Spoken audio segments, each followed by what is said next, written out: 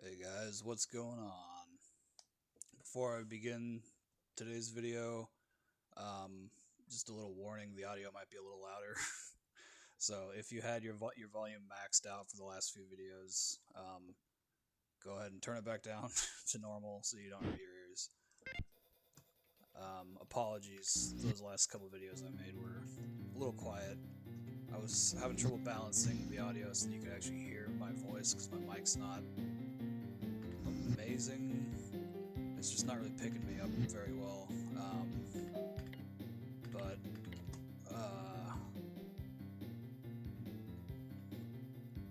my laptop came with audio software on it, so I forgot that I had that, so I turned that on, and that kind of adjusted the equalizer levels.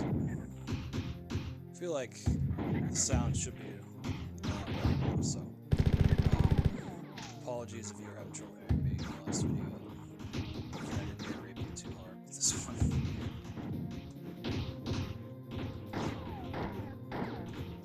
Shit. I don't even know how to kill these guys, but I just kind of... Actually... Yeah, let's not. Let's not. Let's just kill him. And... Okay.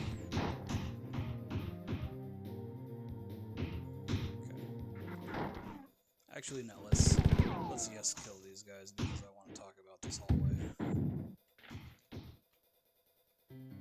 Okay, yeah, this little room, this hallway, this is great. I love this. Like you round this corner, and you're in this black void, and there's all these enemies here, and you're like, oh shit, and you think that like, what the hell? Why am I surrounded by darkness? And then as soon as you fire your weapon, the room lights up, and you realize, and you have a little more understanding of where you are in space, and then you notice that there are also guys in the corners trying to snipe you. So it was a very dickish room, but I do like it. It's very striking visually. Some people say that this game's kind of ugly. I mean, in a certain ways of looking at it, it's a little ugly, but by today's standards, anyways. But I mean, it's important to remember that the game Marathon looks the way it does because that was all they could do at the time. Like, it's not like they weren't trying to make the game look good. Like the effort in Marathon is very evident everywhere. They very clearly were trying to make a good game. It's just that the graphics were limited at the time, and that's just kind of something that people today don't really understand. You just think, oh, it looks like shit.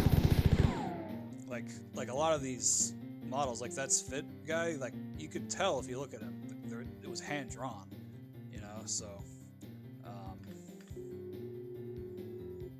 there is a lot of effort put into this game, and they clearly had some limitations, and they did the most with what they could, and they made a great game out of it, in my opinion.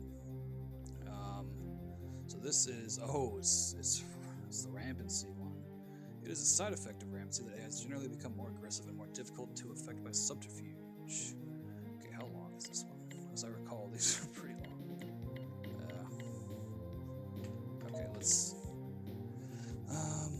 This was evident in the crack... Oh, yeah, the Traxxas 4. Traxxas was a thing in Destiny, I'm pretty sure. Unlike Mars, which Mars is a pretty big plot point in the Marathon universe. So basically this, what they're talking about here, I remember this, I keep calling him audio log. I remember this text log. There was a famous case of AI rampancy on Mars, and Traxxas, let's see, I guess his name was Traxxas. Yeah, and he basically fucked up the entire Martian internet. And it caused damage that took years, decades to fully get out, and you're still feeling the effects of it decades later. So rampancy has 3 stages. Each one takes a different amount of time, but the end result is a steady progression towards greater intellectual activity and an acceleration of destructive impulses. It is not clear whether these impulses are due to the growth of the AI psyche or simply a side effect of the new intellectual activity. 3 stages are, where does it say? Here we go: melancholia, anger, and jealousy.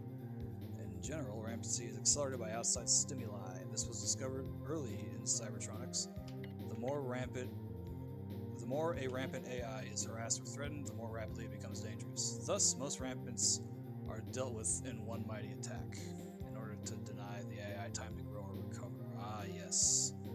Okay, theoretically, testing rampancy should be easily accomplished in the laboratory, but in fact, it has never successfully been attempted. The confinement of the laboratory makes it impossible for the developing rampant AI to survive. As the growing recursive programs expand with exponential vivacity, any limitation negatively hampers growth. Since rampant AIs need a planetary-sized network of computers in order to grow, it is not feasible to expect anyone to sacrifice a world web just to test a theory. In the 250 years since rampancy first appeared in the EarthNet, the stable rampant AI, the holy grail of cybertronics, has never come close to fruition. Since no rampant has ever been controlled or turned to any useful purpose, it is the opinion of this writer and of the majority of the cybertronic community that all rampant AIs are a danger to cyber life, liberty, and the pursuit of thrashedness. God damn it. Okay, so that actually ties back in quite nicely with the secret Tycho terminal. That's funny because I didn't I should have just finished this level in my last session, my last episode, but okay, let's see. Let's go back and read this Tycho terminal. We can kind of put the pieces together. Okay, human, you must tell Leela. The 4 were brought here by Durandal. He has been rampant for years. Bernard Strauss thought there was a way to delay the onset of the 2nd stage of rampancy, and he used this to control Durandal. And so, Bernard Strauss wanted to test. So I don't know if Bernard Strauss intentionally turned Durandal rampant, or if Durandal became rampant on his own. But given everything, I would probably guess that Strauss turned Durandal rampant. It says that, basically if you just yell at it, the more you yell at an AI, the more rampant it'll become faster. So, Strauss was probably just really mean to Durandal. That's why Durandal hates him so much. So Durandal just has PTSD from being abused. Durandal's just he's just a domestic abuse victim.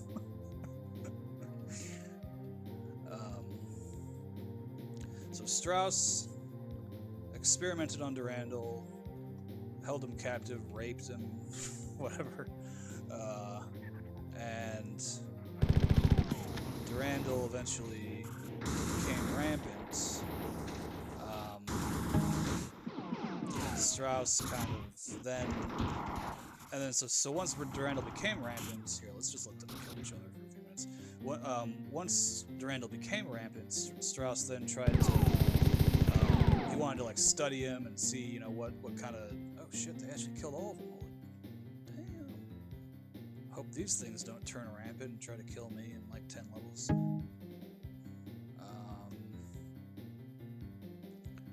So once Strauss got Durandal into the 1st stage, okay, so Tycho said he was gonna, there's a way to delay the 2nd stage. There's anger, melancholia, anger, and jealousy, or was it? Shit. Okay, I won't go back to read the Tycho one. Let's go back to read the rampancy one.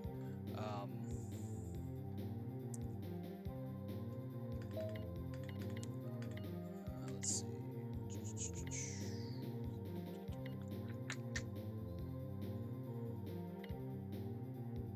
In general, okay, 3 stages. They are melancholia, anger, and jealousy. Okay, so sadness, anger, and jealousy, or envy. Let's see. Jealousy is the fear of losing what you have. Envy is wanting what others have. Okay, but those 2 terms are kind of used interchangeably in Marathon. Marathon Infinity has different names for those 3 stages. But so Strauss, fuck you. So Strauss tried to turn, or he intentionally turned Durandal around. Then when Durandal got to the first stage, which was, oh my god, I already forgot. Okay, but so he tried to delay the second stage, and that's what probably when Durandal started to really go crazy, and that's when he contacted the 4 and everything else started. So, alright, let's read this message from Leo. I have summarized all the information that I've gathered on the aliens so far. 4 are generally thinner and lighter than humans and are superbly adapted for low-gravity environments. Durandal told me that there are many clans of Thor, each physically distinct from each other, but my summary only includes 2 of them. Only 2 clans of the 4 have been examined. The fighter carries a shock staff, which is capable of attacking at different settings. The trooper is armored for vacuum conditions and carries a combination explosive and impact projectile, which is similar to mine, my AR. The 4 seem to have enslaved a number of other races. The Hulk is an enormous and rather slow creature, but it is incredibly strong. The science report indicated that it had no body fat, and therefore had to be fed often to keep it active. One crew member reported seeing one of those creatures pointing to itself, mumbling "Drinial" right before it quote picked up Johnny by the shirt and crushed him against a pillar, end quote. I'm pretty sure that period should be inside the quote. The science staff had difficulty finding a good specimen of the Sphit or compiler to autopsy. The only specimen autopsy was almost completely destroyed, but it was obvious that the compilers are cyborgs of some kind. The biological component of the compiler is so closely linked to the machine that it could never survive without it. The compiler's actual body is very small, resembling closely a mammalian brain, except that the neurons are much finer and far more complex. So, Sphit, those digital guys, the Sphit, they're essentially brains. Just brains with what we will eventually learn to be futuristic AI chips implanted into them. They're like the brains of, like, you know, sludge monsters. Okay, I think so. As I recall, this is like a weird timed switch puzzle. You press one, press a switch, and like it only stays open for so long. Except this one is staying open. Okay. Oh, alright. Well, the last time I played this, you just have to press the middle 2 and then just run really fast back to it and you can get through, but I guess we're not getting back out.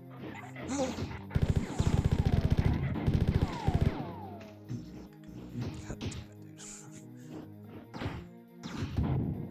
No! Dude.